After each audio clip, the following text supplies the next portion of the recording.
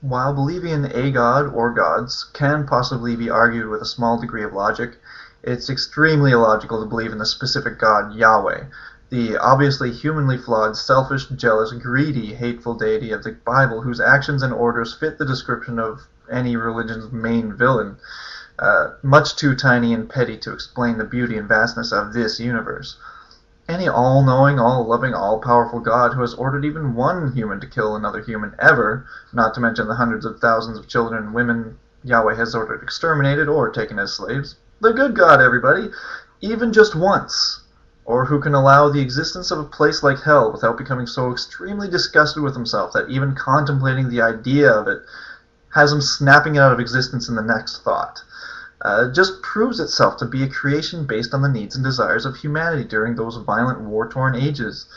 These are the traits of a false God created by humans. Just the fact that an all-knowing, all-loving God can admit to feelings of jealousy should be the biggest trigger to clue you in that this God was definitely created by the egos and agendas of men, specifically. While we may never know what allowed the conditions for the massive expansion or the Big Bang, that is the only place left for any god to hide. Any other aspect originally attributed to one of our gods has been explained by natural phenomena. There is no evidence of any supernatural influence on anything that happens in this universe from the Big Bang up until now.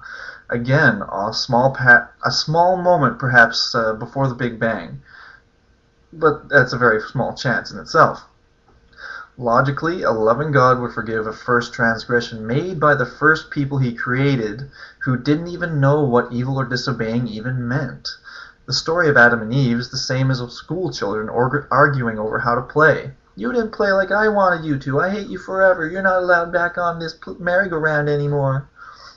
And hate is indicated by the stories in the Bible, as indicated by the stories in the Bible itself, seems to be the only emotion God feels for us on any consistent basis, hate and anger, setting up so many conditions intentionally stacked against us, most of which with no meaning or reason, that if we fail to meet them, so many of us helpless humans in his care, under his infinite power, are to be burnt and tortured forever with no chance of escape or even help from him.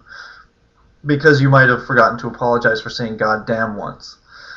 And then for the only way out, scrapping the entire idea of being a good person by only having to claim belief in the idea that he sent a part of himself down to sacrifice to himself, just so that he can figure out how to and why to forgive us for that one first transgression about which he's still holding that childish playground grudge.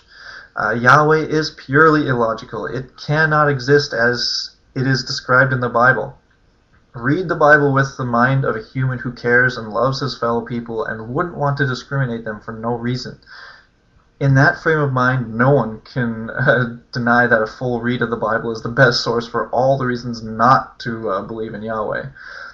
If you still want to keep faith in a God that supports genocide, homophobia, sexism, racism, murdering babies, marrying and raping the women of the cities you take over, if those are your values, then that's the book for you.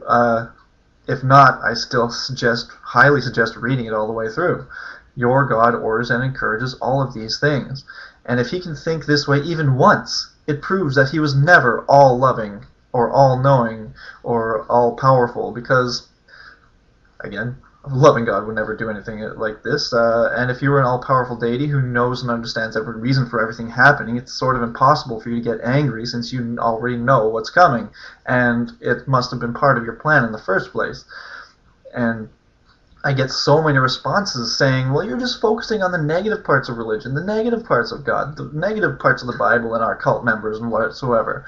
But that's the point. Nobody in your religion is focusing. Well, there are numbers of people that are focusing on this, and I do appreciate them, and I call out to them. And as atheists, love that there are good Christians trying to change it. But then why are you still calling yourselves Christians? I'm getting to that.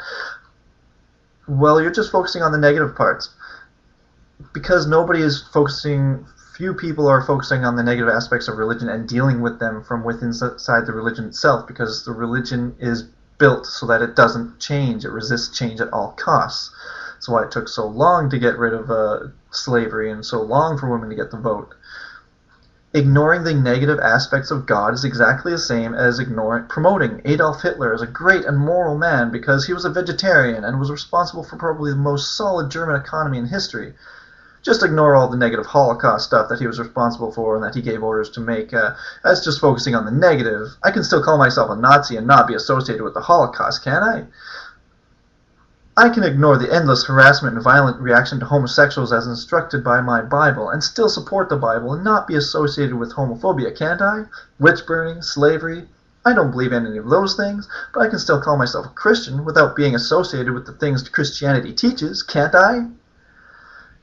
Believing in some parts of the Bible and not others, and still claiming yourself to be a Christian is the exact same as saying you're a big fan of Star Wars Episode 1, The Phantom Menace, but that you've only been shown the trailer, and you're hesitant to see the whole movie because you've heard the bad reviews, and you're afraid it'll ruin the magic. Believe in the idea of a God if you need to, but don't give support to slavery, homophobia, sexism, and racism by supporting the holy book of hate crimes, the Bible. Don't be a lazy fanboy. Read it thoroughly and realize what has us atheists so thoroughly disgusted by it.